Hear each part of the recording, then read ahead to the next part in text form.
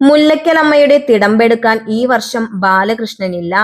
ആലപ്പുഴ ജില്ലയിലെ മുല്ലയ്ക്കൽ ശ്രീ രാജരാജേശ്വരി ക്ഷേത്രത്തിലെ നവരാത്രി ഉത്സവത്തിനോടനുബന്ധിച്ച് നടത്തുന്ന ക്ഷേത്ര ചടങ്ങുകൾക്ക് തിടമ്പെടുക്കുന്നതിൽ നിന്നും ഇപ്രാവശ്യം ബാലകൃഷ്ണനെ ഒഴിവാക്കി. ബാലകൃഷ്ണന് പകരം ചിറക്കടവ് തിരുനീലകണ്ഠൻ എന്ന ആനയെയാണ് തിടമ്പെടുക്കാൻ നിയോഗിച്ചിരിക്കുന്നത്.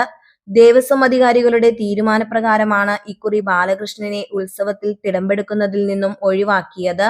കഴിഞ്ഞ 17 വർഷമായി മുല്ലയ്ക്കൽ ക്ഷേത്രത്തിൽ തിടമ്പെടുത്തിരുന്നത് ബാലകൃഷ്ണനായിരുന്നു. ആദ്യമായിട്ടാണ് ഇതിനൊരു മാറ്റം സംഭവിക്കുന്നത്.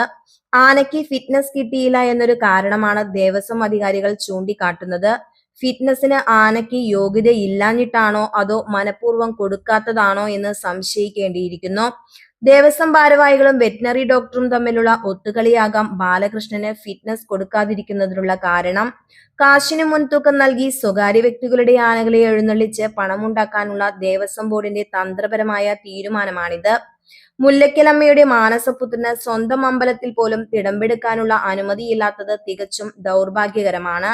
ആനയ്ക്ക് നിലവിൽ യാതൊരു ആരോഗ്യ പ്രശ്നങ്ങളും ഇല്ലാതെയിരിക്കെ മറ്റ് സ്വകാര്യ വ്യക്തികളുടെ ആനകളെ എഴുന്നള്ളിച്ച് പണമുണ്ടാക്കാനുള്ള ദേവസ്വം ബോർഡിന്റെ ഇത്തരം നടപടികൾ ചോദ്യം ചെയ്യപ്പെടേണ്ടതാണ്.